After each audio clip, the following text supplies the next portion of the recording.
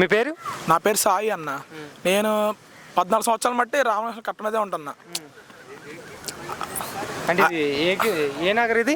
ఇది 15 division, Ramakrishna 15 division ఇది. అయితే యాక్చువల్గా ఏంటంటే వరద అంత మందిలో వచ్చి ముంచి వెళ్ళిపోయేది. 2014 హయాంలో మన టీడీపీ హయాంలో గద్దె గారు ఈ గోడని కట్టించారు. ఇది 2014లో జరిగింది. చాలామంది ఏమన్నారంటే ఇప్పుడు వైసీపీ కట్టించింది, మేము 2019లో మేము కట్టేసామన్నారు. 2019లో కొడాల నాని గారు, అనిల్ కుమార్ యాదవ్ గారు ఆ చివరి గోడెక్కి చూశారు. అప్పుడు వరద వచ్చినప్పుడు జగన్ గారు వచ్చిన ఫస్ట్ 2-3 నెలలు టైంలో. ఇప్పుడు మరి వాళ్ళు కట్టినప్పుడు మరి వాళ్ళు ఎలా గోడెక్కారు? అంతే కదా, ఇప్పుడు లాజిక్గా చూడండి. అంటే ఇది కట్టడం వల్ల జగన్మోహన్ రెడ్డి గారు ప్రజలు బతుకున్నారనేసి మాట్లాడారు కదా. అవునన్నా, ఇది కట్టింది ఎవరు? 2014లో టీడీపీ హయాంలో గద్దె గారి ద్వారా కట్టారు ఇది. ఇప్పుడు మరి 2019లో వరద వచ్చినప్పుడు గోడ ఎక్కారు కదా, అప్పుడు గోడ ఉంది కదన్నా. ఫోటోల్లో చూసుకోండి, వాళ్ళే పెట్టారు, గోడ ఉంది కదా. ఇప్పుడు కూడా అన్న, ఇప్పుడు వరద వచ్చి 3 days 4 days వచ్చినాయి, బాగా ఎక్కేసినాయి, మొత్తం మునిగిపోయినాయి. నాకు తెలిసి ఏ సీఎంలు చేయలే. కూటమిలో ఈసారి ఫుడ్ కానీ, వాటర్ కానీ, పాలు కానీ ప్రతిదీ ప్రతి వాళ్ళ దగ్గరికి వెళ్తుంది. నైట్ 1 గంట కూడా మొన్న మేము 3000 మందికి ఫుడ్ పంచాం. చంద్రబాబు కూటమి అసలు ప్రతిదీ జరుగుతుంది అన్న కూటమిలో. ఇప్పుడు వైసీపీ వాళ్ళు అంటున్నారు కదా, రోజు ఎక్కడ కూర్చొని మాట్లాడుతుంది ఏమని, ఏం జరగలేదని. ఒకసారి రోజా గారు వచ్చి ఇక్కడికి వస్తే నీళ్ళలో దిగితే తెలిసిద్ది రోజా గారికి. అంతేగాని అక్కడ వీడియోలో పెట్టి యూట్యూబ్లో పెడతా కాదు కదన్న. ఇప్పుడు జనాల్లోకి వచ్చి మాట్లాడాలి. ఇప్పుడు సింగనగర్ బొడవేరు వంతెన అది మునిగిపోయింది. దానికి మొన్న జగన్ గారు వచ్చి గేట్లు లేవు అంటున్నాడు. దానికి గేట్లు ఎలా ఉంటాయన్న? అంత అమాయకత్వంగా ఎలా మాట్లాడతారు?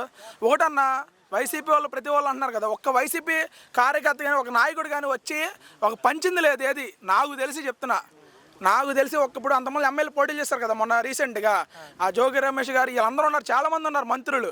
ఒక్క ఎమ్మెల్యే ఒక మంత్రి రోడ్డు మీద వచ్చింది లేదు. కూటమి బాగా చేస్తుందన్న.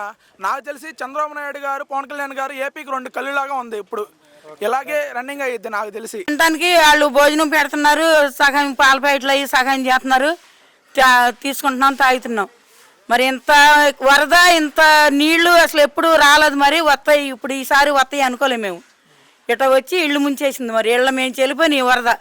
అదే రకంగా ఇంట్లో మనుషులు ఉంటే మనుషులకు కూడా వెళ్ళిపోయేవాళ్ళవి. అంటే ఇప్పుడు మీకు 3 రోజుల నుంచి తిండి ఆహారం ఎలా ఇచ్చారు?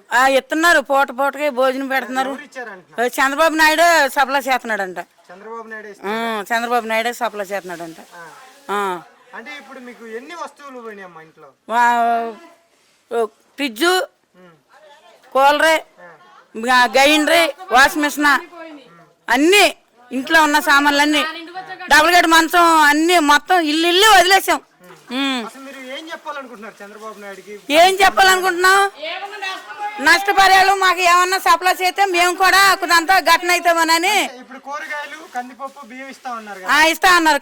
కూరగాయ 25 కేజీల బియ్యము, 10 కేజీల బియ్యము, కేజీ ఉల్లిపాయలు, కేజీ నూనె, కేజీ కందిపప్పు అవి మీకు సహాయం చేస్తాం అన్నాడు.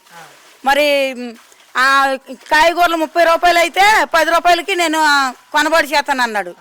2 రూపాయలు, 5 రూపాయలు ఇదే అదే తోటకూర కట్ట 2 రూపాయికి నేను చేస్తానన్నాడు. మరి ఇవన్నీ చేయటానికి ఆయన చేస్తే మేము కూడా కొంత ఇదవుతాం. అంటే మరి ఇప్పుడు పవన్ కళ్యాణ్ గారికి కానీ చంద్రబాబు గారు మీరు చెప్పాలనుకుంటున్నారు? చెప్పాలనుకుని మరి చెప్తున్నా. మరి